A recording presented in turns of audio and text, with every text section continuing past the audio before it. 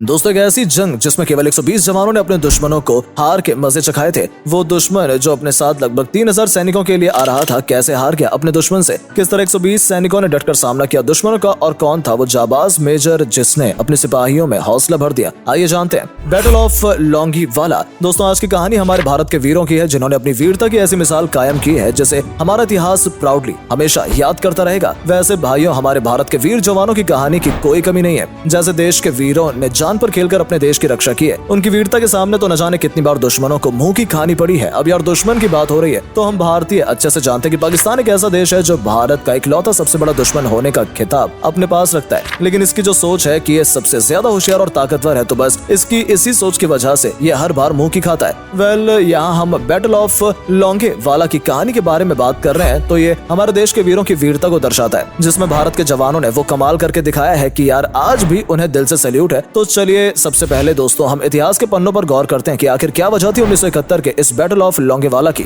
दोस्तों, समय था साल 1971 का। ये वो दौर था जब ईस्ट पाकिस्तान में चलने वाले सिविल वॉर ने सभी हदें पार कर दी थी। पाकिस्तान की भेदभाव की पॉलिसी ने लोगों को इतना परेशान कर दिया था कि ईस्ट पाकिस्तान के लोग एक अलग देश बनाने की मांग कर रहे थे, और ईस्ट पाकिस्तान को खोने के डर से पाकिस्तानी सेना ने बेकसूर लोगों पर अत्याचार करने शुरू कर दिए थे। इसमें वो लाठियों से लोगों को घायल करते, गोलियों से हर रोज हजारों की संख्या में लोगों को मौत के घाट उतारते। यही नहीं दोस्तों, उन हैवानों की हैवानियत तो इतनी बढ़ती जा रही थी कि उनकी सेना के द्वारा लाखों की संख्या में महिलाओं के साथ रेप किए जा रहे थे। लगातार हालात बिगड़ते जा रहे थे, जिसके चलते करीब 1 करोड़ लोग पाकिस्तान छोड़कर भारत आ गए थे। लेकिन यहाँ नाकाम पाकिस्तान को तो देखिए, जिसने ईस्ट पाकिस्तान में हो रहे विरोध की वजह भारत को ठहराया। वेल, इस जंग का रीजन ईस्ट पाकिस्तान ही था जो आज बांग्लादेश बन गया। लेकिन ये बना कैसे, वो जानते हैं। खैर, यहाँ तक तो ठीक था, लेकिन हद तो तब पार हो गई जब पाकिस्तान ने खुद की लड़ाई शांत करने की बजाय 3 दिसंबर 1971 को ऑपरेशन चंगेज खान के तहत भारत के 11 एयरफील्ड्स पर अटैक कर दिया। लेकिन हमारा भारत दुश्मन की इस चाल से पहले वाकिफ था, और दुश्मन को जवाब के तौर पर भारत ने भी 4 दिसंबर को वॉर डिक्लेयर कर दिया। अब जैसे कि ईस्ट पाकिस्तान इस वॉर की वजह था, इसी वजह से ये जंग का मेन एरिया भी रहा। अब जैसा कि हमने बताया था ना कि पाकिस्तान की ये सबसे बड़ी भूल है कि वो खुद को बहुत होशियार समझता है। पाकिस्तान ने सोचा कि भारत ने अपनी पूरी आर्मी ईस्ट पाकिस्तान की तरफ लगा रखी है, क्यों ना वेस्ट की तरफ से हमला किया जाए, जिससे भारत की आर्मी वहीं उलझ के रह जाएगी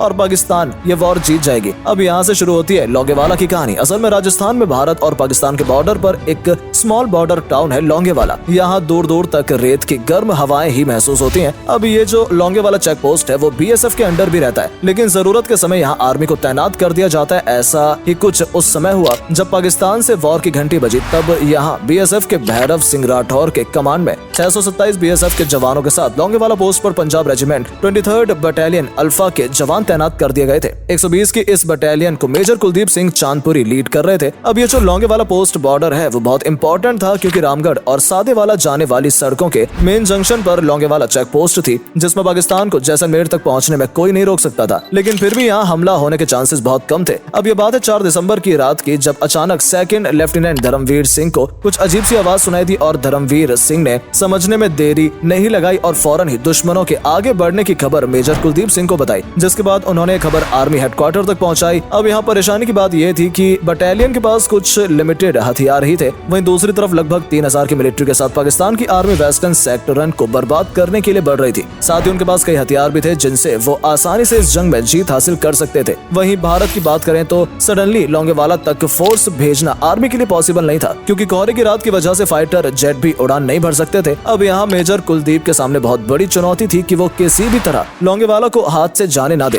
जिसके बाद कुलदीप सिंह ने पाकिस्तानी सेना के लिए मौत का मंजर तैयार कर दिया। वहाँ मौजूद 120 सिपाहियों में से एक भी अपने कदम पीछे करने के लिए तैयार नहीं था। हालांकि कुलदीप सिंह ने अपनी टीम को मोटिवेट करते समय ये भी कहा था कि जो भी यहाँ से जाना चाहता है वो जा सकता है, लेकिन वो यही डटे रहेंगे। जिसके बाद भाई साहब, इन 120 सिपाहियों ने जो लोंगेवाला की रक्षा की है वो इतिहास के सुनहरे पन्नों में आज भी मौजूद है। दोस्तों, आपको बता दें, लोंगेवाला का जो बॉर्डर था वहाँ कोई भी लैंड माइन जैसी चीज नहीं थी, बल्कि वहाँ तो बस सिंगल वायर को लगा रखा था। लेकिन इन्हें देख पाकिस्तानी आर्मी को लगा कि यहाँ लैंड माइन लगा हुआ है। पाकिस्तानी आर्मी इतनी जल्दी लोंगेवाला के पास आ गई थी कि जवानों के पास प्रीपेड माइन फील्ड बिछाने के भी समय नहीं था। जिसके बाद उन्होंने जल्दी में पोस्ट के आसपास एंटी टैंक लैंडमाइंस बिछाना शुरू कर दिया, और इस दौरान एक जवान ने अपनी कुर्बानी दे दी। वहीं दूसरी तरफ राइफल को संभालते हुए एक जवान और शहीद हो गया। 2 जवानों के शहीद होने के बाद भी हमारे जवानों ने अपना हौसला कम नहीं किया। लगभग रात के 12:30 बजे पाकिस्तानी सेना ने आर्टिलरी गन से गोले दागने शुरू किए। जल्दबाजी में भारतीय जवानों ने सुरंग सुरंगों में बारूद लगाई। इन सुरंगों से पाकिस्तान के 2 टैंक और जीप पर सवार 106 मिलीमीटर के RCL राइफल बर्बाद हो गए। साथ ही एक पाकिस्तानी सैनिक भी मारा गया और कई घायल भी हुए। पाकिस्तानी आर्मी की प्लानिंग थी कि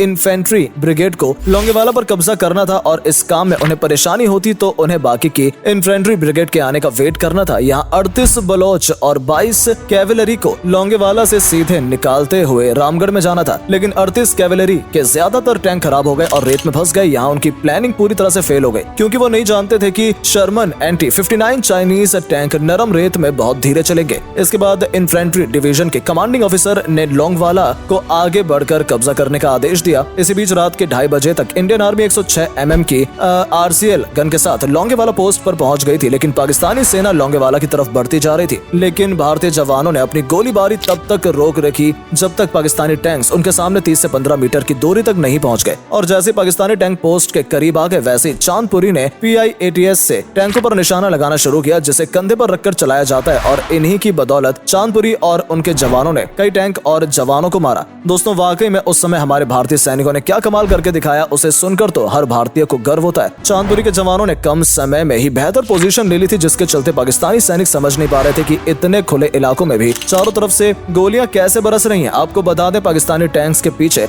एक्स्ट्रा फ्यूल टैंक लगे हुए थे। भारतीय सेना ने RCL गन की मदद से टैंकों में विस्फोट होने लगा और इसे चारों तरफ रोशनी हो गई और भारतीय सेना को अपना दुश्मन साफ नजर आ रहा था, जिससे जवानों को उन पर अटैक करने में बहुत आसानी हो रही थी। इसके बावजूद भी दोस्तों पाकिस्तानी सेना आगे बढ़ती जा रही थी, लेकिन अचानक लोंगेवाला के नजदीक पहुंचते ही वो रुक गए, क्योंकि पाकिस्तानी सेना को लीड करने वाले ने पोस्ट पर लगे वायर की तरफ देखा। पाकिस्तानी सेना को लगने लगा कि यहाँ एंटी टैंक लाइन बिछाई गई है, लेकिन असल में ये BSF के जवानों ने अपने ऊंटों के लिए लगाई थी। वहीं दूसरी तरफ भारत के जवान लगातार सटीक वार कर रहे थे। अब लगभग 2 घंटे तक पाकिस्तानी सेना ने एंटी टैंक माइन को ढूंढने का समय जाया किया और यहीं इंडियन आर्मी लोंगेवाला को पूरी तरह से डिफेंड करने में आगे बढ़ती जा रही थी और साथ ही इंडियन एयरफोर्स को अपनी तैयारियां करने का भी समय मिल गया। अब जब तक पाकिस्तानी आर्मी लोंगेवाला पर हमला करने के लिए तैयार हुई, तब तक सुबह हो गई थी और लोंगेवाला पोस्ट पर इंडियन आर्मी का रेनफोर्समेंट्स भी पहुंचने ही वाला था। जिसके बाद सुबह के 7:30 बजे इंडियन एयरफोर्स के फाइटर जेट और हंटर्स लोंगेवाला तक पहुंच चुके थे। और फिर क्या था दोस्तों, पाकिस्तानी सेना पर इंडियन एयरफोर्स ने वो हमला किया कि उनके तेज हमले को देख पाकिस्तानी सेना को जहां भागने की जगह मिल रही थी वो वहां भाग रहे थे और इस तरह वो चारों तरफ तितर बितर हो गए। और जैसे इंडियन एयरफोर्स के जेट्स रॉकेट्स बरसाकर फ्यूल भरने के लिए जैसलमेर तक जा रहे थे, तब पाकिस्तानी सेना सोच रही थी कि अब ये वापस नहीं आएंगे। अब इस तरह सुबह के 8 बजे तक इंडियन आर्मी के 12 infantry division of southern command के 20th लैंसर्स के स्क्वाड्रन और अपने AMX टैंक्स के साथ लोंगेवाला पहुंच गए थे, जिसको कमांड करने वाले कर्नल बाबा गुरबचन सिंह थे। और इस तरह से पाकिस्तान के छक्के छुड़ाने के लिए इंडियन आर्मी पूरी तैयार थी। जिसके बाद पाकिस्तानी ब्रिगेडियर ने हमला करने के बजाय अलग अलग बिखर जाने को कहा, लेकिन इंडियन एयरफोर्स ने अपने हंटर्स के साथ जो पाकिस्तानी सेना को खदेड़ा है, भाई साहब मजा ही आ गया। उनका ये खेल पूरी दोपहर चला रहा और इस तरह 5 दिसंबर तक पाकिस्तानी आर्मी पीछे हटने पर मजबूर हो गई। इस तरह से दोस्तों पाकिस्तानी टैंक्स पूरी तरह से बर्बाद हो चुके थे और लगभग 120 पाकिस्तानी सैनिक मारे जा चुके थे। लेकिन कुछ समय के बाद एक बार फिर से पाकिस्तानी सेना ने रात में हमला करने का प्लान किया। ये बात है 5 दिसंबर को पाकिस्तान के ब्रिगेडियर को ऑर्डर दिया गया आगे बढ़ने का, लेकिन उन्होंने पहले पीछे मुड़ने की ठान ली थी। और इस तरह शाम होते होते पाकिस्तान के हेडक्वार्टर्स भी जान चुके थे कि इस वॉर में पाकिस्तान बर्बाद हो चुका है। इसके बाद पाकिस्तानी सेना धीरे धीरे पीछे हो रही थी, लेकिन इंडियन एयरफोर्स ने जो कहर बरपाया था उससे तो पाकिस्तान पूरी तरह से इस वॉर को हार गया था। दोस्तों आपको बता दें कि इस पूरे वॉर में भारत के 2 जवान शहीद हुए, एक एंटी गन बर्बाद हुई, जबकि पाकिस्तान के 200 सैनिक मारे गए। उनके 40 से 45 टैंक में से 36 बर्बाद हो गए और उनकी 500 से ज्यादा बखरबंद गाड़ियां बर्बाद हो गई। दोस्तों इस तरह मेजर कुलदीप सिंह चांदपुरी ने अपनी बटालियन की सतह पर इस वॉर में जीत हासिल करने के लिए अपनी जी जान लगा दी। वेल, आपको हमारी ये वीडियो कैसी लगी कमेंट करें, वीडियो को लाइक एंड शेयर करें, साथ ही पेज को फॉलो करना ना भूलें। धन्यवाद।